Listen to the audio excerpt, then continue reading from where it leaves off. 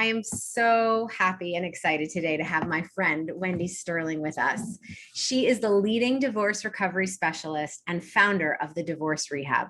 Wendy helps divorced women go from I do to I did to I'm done, and confidently create a roadmap they design for what's next. Wendy is a certified professional coactive coach from the Coactive Training Institute, certified by the International Coaches Federation, and she has her own podcast, The Divorce Women's Guide. She is also an advanced theta healer and really a champion of all people. Wendy, I am so happy to have you here today. Thank you. I'm so excited to be here with you. I appreciate you inviting me to be a guest. I can't wait for people to hear your story. We've talked about your story and so much that we share. So I want to start by asking you the question that I ask everyone on the podcast. What is the one word or two you would use to describe your divorce? Yeah, that's a great question. And the word that I use to describe my divorce is that it was a gift. It was a true gift. Beautiful. I'm sure we'll get into a little bit more about why it was a gift for you. Yes. But I think it's really important for people to know that, again, this idea of, it's not the word I expected, horrific, problematic. It was actually a gift. So can you tell us a little bit? One thing I like to focus on this podcast is that, getting to the divorce takes time. I think we both work with people who think, oh, I took too much time, or should I do this? Should I not? But it really takes its time. So I want to hear from you kind of when you first got either that nagging feeling that something was not right, like how much time did you have between kind of that first nagging and when you actually got divorced? Yeah. So, that kind of lends itself to my story. So let's dive in. Let's just do it. Let's do it. So, I believe that divorce can be the most empowering experience that anyone goes through to find their true identity and voice so that they get to start designing a life that they love instead of feeling stuck in the life that they currently have. And that is very much what happened to me. For me, I should say, but I'll never forget that day. Gosh, it now was about 4.5 years ago when I was driving in the car with my then husband. And we were driving home late at night from being out with some friends. And his phone rang not once, but 5 times from a female colleague. And I got a punch in my gut like I have never felt before. And I knew in that moment that something didn't feel right. And it wasn't necessarily that I hadn't felt that before, but for some reason this time, it was the universe like whacking me over the head with a 2x4 and saying, Wendy, it's time to wake up. And what I hadn't realized was that I literally lost myself in my marriage. I had lost my identity. I lost my voice. I had no idea who I was when I looked in the mirror. I knew who I was in relation to him. I saw myself through his eyes. I knew who I was as a mother. I knew who I was in corporate America. We were that couple that, Facebook facade, perfect family, perfect pictures, me and my now ex-husband, we were like the couple everyone wanted to be. And little did everybody know how difficult life was, how I was struggling in my own happiness. We were struggling as a couple. We were in couples therapy for a couple of years. I was in therapy. He was in therapy. And it was in that moment that night that I realized that I had let this go on for far too long. And even though I wanted my gut to be wrong, of course it was right. And immediately I asked him to leave. And, we spent the next year really trying to figure ourselves out. And that kind of nagging about the pings, like the calls, like, so you had that before, but just kind of like pushed it away. Like, tell us a little bit about how you managed that. 'Cause a lot of us did that. Yeah, it's funny because it was so subconscious and I would talk myself out of the discomfort. So, it's actually very interesting. I just did a little, I went into my group this morning to talk all about this. It's how we lean away from the discomfort. So that's what I kept doing is I kept just turning the other cheek. I just kept, justifying, he loves me. It's fine. It's not a big deal.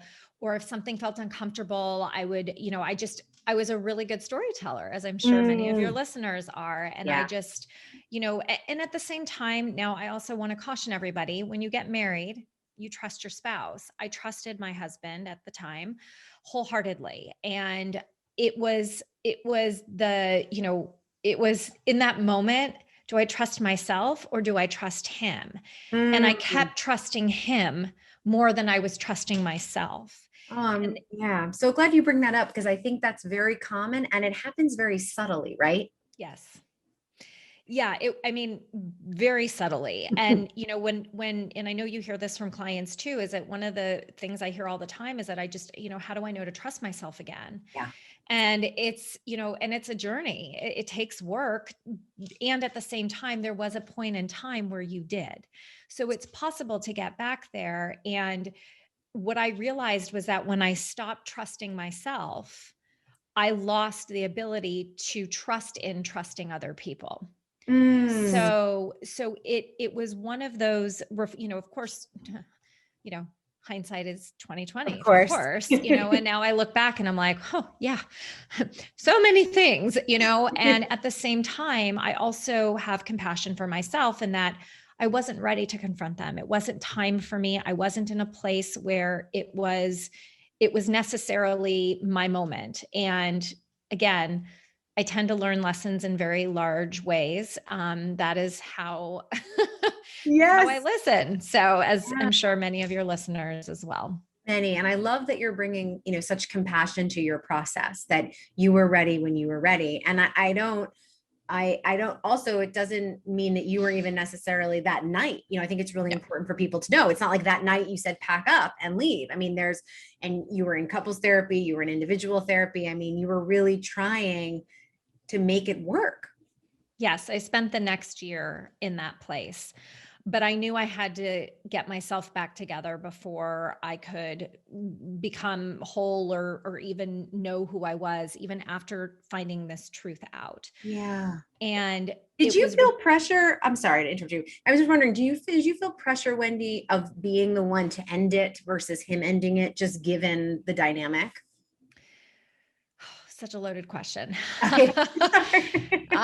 It's interesting because knowing him as well as I do, as Yeah. well as I did, still know him really well. Yeah. Or I know aspects of him really well. I knew that he was not going to be the one to rip the Band-Aid, as I like Yeah. to say. Yeah. And I knew that if the Band-Aid was going to get ripped, it had to be me. And to Mhm. be honest, there were times where I was like, God, why couldn't he have just done it? It would have been so much easier. Why did I have to do it? And it's not a matter of I had to do it. It's a matter of I got to do it. Mm. I just got full body goosebumps. Like I Yes. got to do this. It was my first real stand that I got to take for myself in this new body, this new mind that I had rediscovered in the year that we were separated.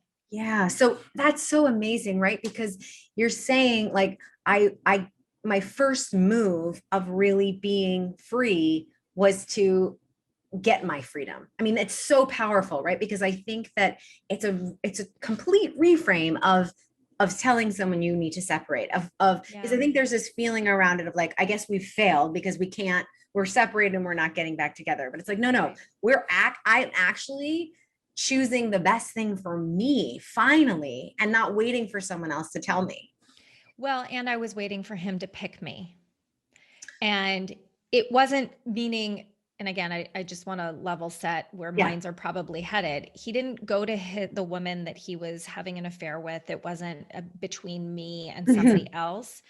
I just wanted to feel picked. I Chose. wanted to Yeah. feel that I was his choice. Yeah. And I remember, it was a very powerful moment. I kind of gave him a deadline of like, I'm ready to make a decision. Mhm. And at the time, I was ready to commit to doing whatever work necessary to keep my marriage intact, to keep my family. We had two boys, they were 7 and 10 at the time. I was willing to do anything Mm. to save my marriage. And at the same time, it was interesting because I was willing to fight, to still fight. And in that moment when he said, I don't know what I want, Yeah. something just overpowered. I have never talked about this before. Something overpowered me in that moment. We were in our couples therapist office and something overtook me. And I literally, like, I remember this like it was just yesterday too. Like, I remember standing up, we were sitting on the couch on opposite ends. And I remember standing up, I looked him in the eye and I said, well, I have, and I want a divorce and I'm done. And I looked at our therapist and I said, may I please leave? I can't, like, I'm not doing this anymore. And she was like, go ahead. And I walked out the door. And I remember in that moment going, holy shit, what did I, sorry if I swear. No, of Holy course, swear. Okay. I was like, holy shit, what did I just do? And I just Right. kept walking, went down the elevator, walked outside, ran to my car, got inside, looked in the mirror, and I started bawling because it was a combination of, oh my God, that felt so good. And then I was like, oh my God, who am I? Like, what am I doing? Yeah. And he and I had been together since we were 18. When this went down, I was, 41, separated at 40, declared divorce at 41. And it was one of those moments where I'm like, oh my God, I have spent half of my life with this man. Right. And we've grown up together, basically. Our families were really intertwined. Sure. And it was one of those moments where I looked at myself and I went, oh my God, like, I don't know what to do. And I didn't, even though I had been in therapy, I didn't know what I wanted. I didn't know what my life was going to look like, other than I had an amazing career. I was about to start a brand spanking new job or I had been in a new job. Sorry. When I asked for divorce, I was starting a new job. I was already in this new career, but at the same time, I knew I didn't want to do that anymore. I Yeah. didn't want to have the same career. I didn't want to be the same person. I wanted to just have my clean slate, but I didn't know what to do. Yeah. But this internal piece, right? The internal piece that said, like, I can't do this anymore. And I think it's so important for people to hear this, because you weren't saying, I can't work hard on the relationship, because that you were willing to do. It Yeah. seems to me, and correct me if I'm wrong, what you said in that therapist's office is, I cannot sit with your not knowing anymore. I cannot be in this. I'm not, his not being sure. And I work with a lot of people who've been in that position. That is so powerful, because that his not being sure, we talked about this on your podcast, that's a middle space. That is actually a space that people live in. And you were saying, I can't live there anymore. No, I mean, I had lived there for years. Yeah. A couple of years prior to that, he was dealing with some personal stuff that, again, I committed. I said, whatever you need, I'm here. I've got you. I mean, he was my best friend. I still to this day would do anything for him. I will always love him. He's the father of my children. And, it tears me up inside because, I do still care about this man. And, it's not because I want to still stay married to him. It's because I understand, like, first of all, this may be hard for some people to hear, but I do forgive him. I forgive him because he didn't have the tools to make a different choice. Mm-hmm. He made a choice based on the tools, the limited tools that he had. And I was really, I kind of describe it as like, I was on this trajectory already. Like, I woke up and I was starting to gain new and different tools, because part of what I had done in that year that we were separated was I wasn't just relying on my therapist. I was also enrolled in and hired coach. So I was enrolled in a coaching program where I was being trained to become a coach. I was in the certification process, and I had hired a coach. And so in that time, I had realized so much of what I wanted in my life, and how if he had done the same type of work on himself, that he would be able to join me. And so part of it in that moment was realizing that I was so on a different path than he was, as it related to my healing, to my identity, to my emotional sanity, to my just desires of where I wanted to go. I just realized that it was time to let go. I mean, it was time to just let him do his thing. And it was time for me. It was almost like he was kind of like that tether that Yeah. was holding me back from really moving into this next place of my life, which I'm now in. And that's why I call my divorce a gift, because it allowed me to become the woman that I have become today. It has allowed me to build the business that I've created. It's allowed me to have the relationship with my boys that I have today. My kids deserve to have parents that are happy, and that Yes. doesn't always mean that they have to be married. And I love that he's happy, I'm happy, and we get to co-parent these two amazing creatures who will continue to be the symbol of the love that we shared at that one time. And, we're just better apart. We're just better apart. Yeah. And that's so beautiful. These creatures that you created together, right? I'm biased, but they're Right, they're amazing little men. amazing. Right. And to be able to also find that fondness for him. And that's what I hear. It's so interesting, right? Because the problems in the marriage got you to do the healing. That healing got you to realize the marriage, wasn't right for you. I mean, it's amazing because this is the power of healing, right? So you Yes. really, you decided in that separation year, I mean, you had been doing healing, but to go even deeper. Yes. And so what's the part you never could see coming, but changed you for the better of your divorce, do you think? It's interesting. What I didn't see coming was the ability for me to start my own business Mm. without him. um, and not because I needed anything that he had, as a person, Yeah. but it was one of those things where it was like, can I really do this? And I remember there was a day where we were in the middle of our divorce, and I will tell everybody, it was not an amicable divorce. It Mm. was really not pretty. It was really contentious, Mm. and it was difficult. I was also in a very different place at that time. And we've gotten to this place because of the work, Right. that has been done. But I appreciate your saying that. So it was yeah, pretty litigious and yes, difficult and challenging, and you weren't, yes. kumbaya together during it. There Yeah. was no kumbaya. It was not kumbaya by any means. But I totally lost my train of thought of You where were, I yeah, was no, going. because I interrupted you. You were saying about how you didn't, I asked you what you couldn't see coming, and you said you don't think you Oh, would have felt that's right. comfortable starting your Thank you. business. Yeah, of Thank you very much. course. So there was a day where I remember where I called him Mm. and I said, and it wasn't that I needed to hear something from him. It was more just like I wanted to hear myself in that moment. Mm. And I called him and I said, have you ever known me to not accomplish something I've set my mind to? And I said, I'm asking you this as a friend. I'm not asking you this as my ex-husband or the nasty divorce that we went through. Mm-hmm. And he said, Wendy, he goes, I have never seen you not accomplish something you've set your mind to. He goes, and I don't think you will stop. And it was I'm like getting all teary eyed, Yes, Elizabeth. it's very But it was one of moving. those moments where it was like, I knew that. And it wasn't that I needed to hear it from him or to see it reflected. But in that moment, what it meant to me was he did see me. He did see me. He did know who I was. And it was just that I had become someone that he wasn't able to connect with in a way to see what was possible. He knew, and so it was all about kind of how his limited vision Right, at the time, like that was as far as he could go.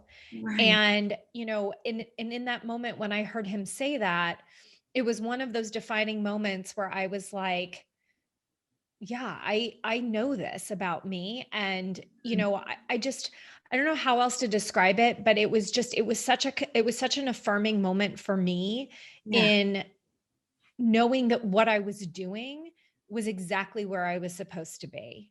Well, and it's such a Um, teachable moment, Wendy, also that you could not have, like, he could not have reflected that to you. You could not have asked him that probably in your marriage. This was only an experience that could happen after being separated. And I think that's Yes. really important because people get stuck and say, but he is a good person and we had this good time. And there's a third piece in it. There's the relationship. And it's like, is the relationship supporting both of you to be your best? And when you stepped out of it, he could be his best and see you, and you could be your best and see you and ask for that reflection. It's a Exactly. really powerful example of that. Yeah. And it's a moment that I reflect upon frequently. And I encourage everybody, it's so easy to get caught up in the negative and in the pain and in the struggles. Mhm. And at the same time, or the anger, and it's, I know I'm on the other side and I've done a lot of work, and, I've invested in myself, I've invested in my future, I've invested in my vision and gotten the support that I needed. And, there is no price tag that you can put on your healing process. I didn't know how to get to where I was. I didn't know. And I created that path for myself, which involved me having to do some really hard work, and to also, a big piece of my healing and also getting to where I now have a very good relationship with my ex-husband is taking responsibility. Mm, Responsibility for how I showed up, yeah. taking responsibility for my actions, my words. And that was hard. Talk about Uh, like, wow. And did that happen? Did that happen during the difficult divorce? Like, did you have the experience of knowing, oh, this is going poorly because or like I need to change something to make this it, process better? it was, it was while I was it was when I hired my coach. I mean, I didn't Mm, understand the whole concept of I believe that taking responsibility meant excusing him for the bad choice that he made. And it wasn't really until I understood through my own coach, who had been yeah. through her own divorce, that that's not what it means. So responsibility was a big thing I had to learn. Mm, Another thing was forgiveness. It's not about forgiving him, it's about forgiving myself. yeah. And I had to forgive myself for a lot of what I was taking responsibility for, and Mm, then flipping that script and really turning it into something powerful, which is, okay, well, based on this, what do I get to do differently next time? What have I learned? yeah. And, I always say that mistakes are lessons, and it just teaches you one, however many ways to not do something again. Right. And I love making mistakes because I learn from them. Yeah. And, you know, it's and it's not a matter of you don't get to try again, because that's a limiting belief. You always get to start over. You always get to do it differently next time. And, you know, it's something that took a while. It took practice. It's like any Yeah. muscle that you exercise at the Right. gym. Your Exactly. mind is a muscle too. But as your ex-husband said, you haven't done anything that you haven't been able to totally nail. So of course, turning and looking at yourself and understanding yourself, you've done so beautifully. And then of course, because you're such a generous person, shifted that into giving to other people. And I think that's one of the things about you that's so special is your real willingness, as you said, to learn from mistakes, to own your mistakes, to say what is learning in such a deeply compassionate way. Yeah, So and I one, mean, and I still make mistakes. right. And I'm transparent about it. I'm not perfect, and I actually don't really love that word, because I'm perfectly imperfect is what I say, but it's also, I think that what a lot of people pretend is that, they're healed, they're done, they're fine, Yeah. their ex doesn't trigger them. It's bullshit. Like, Yeah. my ex triggered me last week. I had a Yes. really, we were talking about this before. Like, I had a rough weekend last weekend, and I was crying a lot. And it wasn't that I was like, oh, I'm a fake, I'm a fraud. I was like, no, I actually walk my walk, I talk my talk, and I use my tools. Exactly. So it's a matter of, I know what to do when that happens. It doesn't Yes. make me immune. And I just would really love for everybody listening, like, it's not, it's going to feel less heavy, and you can't always predict what the triggers are going to be. But what's Mhm. really important is to have the tools to know how to move through it, because you do so much more quickly. And that's the really powerful piece in the process, is Yeah. that you know, I go in and I talk to my clients all the time, giving them personal experience. I built my program from not only my coaching methodology, but from all the other areas that I studied, that I was trained in, that I have put into and built into my program. And I live it every day. I always say, Yes. like, a new trigger gives me a new tool or Yes. something new to gift to my Yes. clients. Yes. So Oh, I love that. A new trigger. Every trigger gives me a new tool. I love that. I'll write that down. I want to ask you one question that I love to hear people's answers to. If you could go back to that woman who was either in the car or during that waiting period or during the separation period, as you are today, what message would you give her in her ear, if you could, from you today? just got goosebumps. Mhm. So the first thought that came to mind was, and this is probably what gave me the goosebumps, is it's going to be okay. Mm. And it's going to be okay to feel everything and trust that you'll come out. Because I think, again, full body. Ooh, that was like a big full body, like head to toe. We got you. We got the container for you to have all the feelings. Yeah. And I think that, one of the most common phrases I hear from everybody is, when will this pain go away? And we focus so much on wanting to be on the other side that we don't allow ourselves to just sit with what's there. And I remember fighting I would beat myself up and be like, he's such, he's going to regret this. I'm better off without him. He's an idiot. He's instead of that's how I would get myself out of the discomfort. Instead of just leaning into this hurts. I'm sad. I feel betrayed. I'm disappointed. My family is not whole, which is what I saw it at the time. I've redefined my family at this point, but it's what I would have told myself is to lean into all the feels, lean into the discomfort, because that's the only way. That's how you get through it more quickly, and to ensure that you have support there to be by your side and to hold your hand. Oh, so smart. And that completely connects to the next question, which is, what is there anything that you want to say to the audience? You've already given so many beautiful nuggets and wisdom, but anything else as we finish up here that you want to share with the audience, knowing your experience? Yeah, I think the biggest piece of advice that I tell people is stop hiding and ask for help. Go into communities, go to professionals, and the majority of us offer complimentary calls. We may not be your fit, and that's fine, but we have a plethora of resources that we can provide to you given where it is that you are. We've all walked the walk. We've all talked the talk, and we all can support you wherever it is that you are. But the more that you hide, the more that you let your shame take over, the longer your healing process is going to be. And so I would say that the community and the support access are so crucial. It's interesting because last night, one of my group members said, she goes, these people are like my ride or die. They're like my ride or die people. And Yes. to know that I've been able to create that for somebody, and I'm sure you've got, your ride or die clients too, to know that that's the gift that we get to give people when they have the courage to ask for help. I can't even tell you how incredible it makes me feel that people's lives are changing. Yes. And that your experience is helping change them. It's amazing. And I just want to say to everyone, it's such an amazing, important message. Don't do it alone. Don't hide. We are here. There is so much support. So how do people find you and your amazing groups?